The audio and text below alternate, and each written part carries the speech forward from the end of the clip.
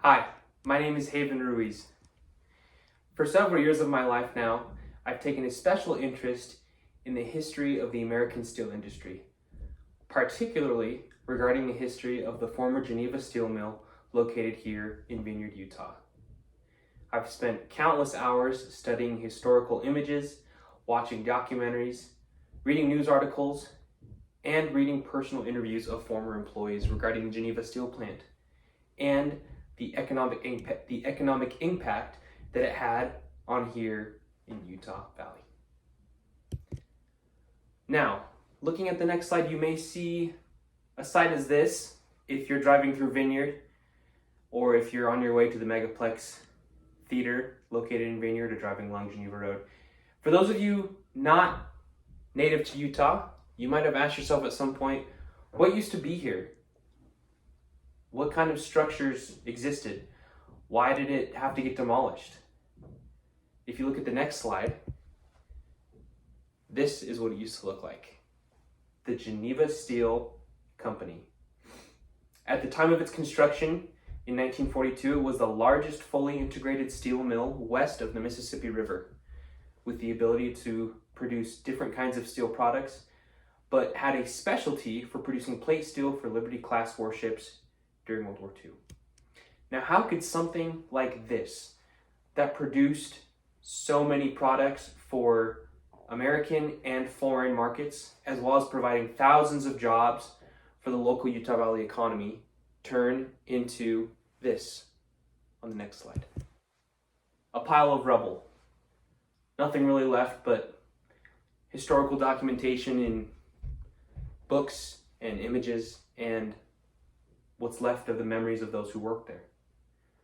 Well, I can summarize it for you in 3 takeaways that I hope you can learn from the information I'm going to present to you tonight. Number 1, don't be lazy amidst success. Number 2, know your competition.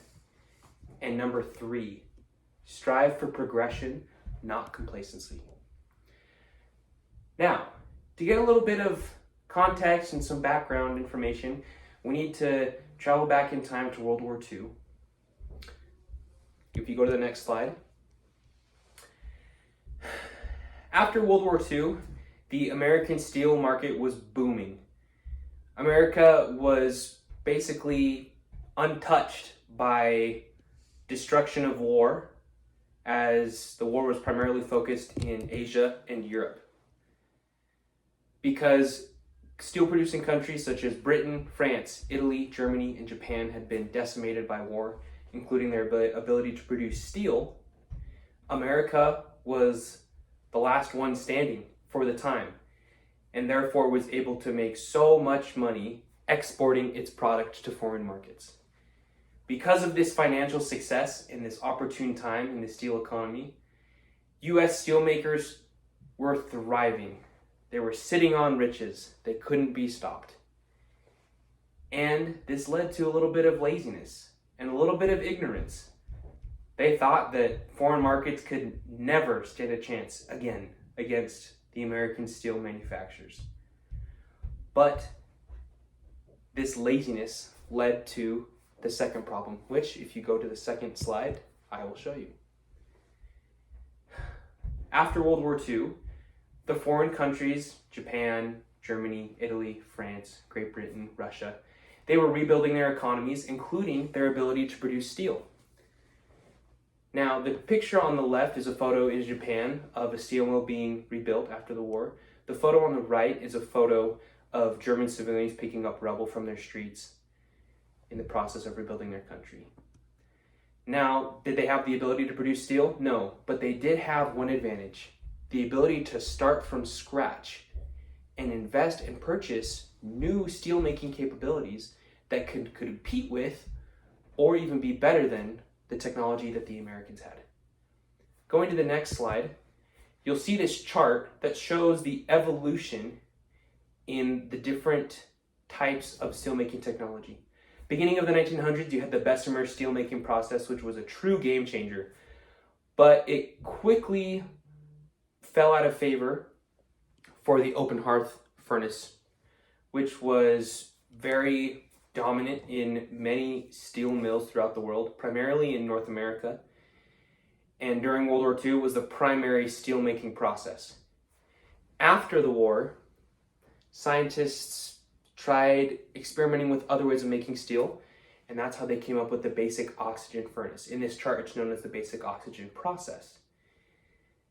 Going into the 60s and the second half of the 20th century, you get into the electric arc furnace, or the mini mill. The mini mill, its advantage is it only needs scrap steel in order to produce new steel goods. And it costs 1/10 the cost to run a mini mill versus the cost of running a fully integrated steel mill like the Geneva Steel Works, which was here in Vineyard. Geneva Steel, like many North American steel mill companies in the 20th century, manufactured steel using the open hearth process. And as I mentioned earlier, American steelmakers were very lazy and very slow to adapt to new technologies. Why would you throw out something that still works and is still making money? That's the mindset that they had. And they were doubting their competition. They could see the Asian steel market and the European steel market was adapting and investing in new steelmaking technologies. But they ignored it. Going to the next slide, you'll see this chart that shows the increase in the amount of imported steel goods into America from foreign steel markets. These were primarily being imported from countries like South Korea, Japan, China, Germany, and France, which had newer steelmaking technology that was more efficient, more cost-effective. The cost of production was lower than the cost of production here in America. Now, the American steelmakers, they were freaking out. They didn't know what to do. Shoot, we spent so much time dragging our feet, not investing in new technology, and now it was kind of starting to be a pain in the butt, so to speak. So they quickly tried adapting, but it seemed as if it was too late. Going to the next slide, you'll see these images showing it's a historical map between 1974 and 1994. If you look at the 1974 map, the white circles represent fully integrated steel mills, such as Geneva Steel, that could take raw materials, such as coal, limestone, and iron, and end up with a finished steel product. The black dots represents mini mills, such as the electric arc furnaces. In the 1970s, you see that there's a lot more fully integrated steel mills, but by 1994, the number of fully integrated steel mills had decreased, or those fully integrated steel mills were switched over to a mini mill making capacity that had a decreased production capacity. Even if you look at the state of Utah, the size of the circle representing Geneva Steel decreased by 1994, and there was the addition of a mini mill located in northern Utah that was providing competition. Going to the next slide is something I'd like to show you to kind of go out with a bang for this presentation. By the 80s, U.S. steelmakers couldn't keep up with foreign competition, and they gradually shut down and demolished their various steel mills throughout the country. Geneva Steel in the 80s, which was owned by U.S. Steel at the time, was shut down, but was bought out by Utah investors seeking to maintain the jobs of steelworking employees and also continue to have it be a huge contributor to the Utah economy. They bought out the steel mill and renamed it Geneva Steel. And for several years, it did have success. They upgraded their steelmaking capacity from using an open hearth furnace to a basic oxygen furnace. But by that time, the writing was on the wall. They just couldn't keep up with the foreign steel market that was importing cheaper steel to American consumers. By 2002, they had filed for bankruptcy, and by the mid-2000s, Geneva Steel was demolished. If you want to take a second to pause this video, you can click on the link in the PowerPoint presentation and watch the demolition of Geneva Steel. When you're done with the video, come back and we'll finish the presentation. Now, Pretty cool video to watch to see something as huge as the blast furnaces and the smokestacks at Geneva Steel being demolished. It's a sad sight, a huge part of Utah's history and the development of Utah County. If you go to the next slide, these are the 3 takeaways that I mentioned at the beginning of our presentation that I hope that you can take with you.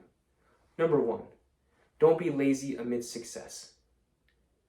Number 2, know your competition. And number 3, strive for progression, not complacency.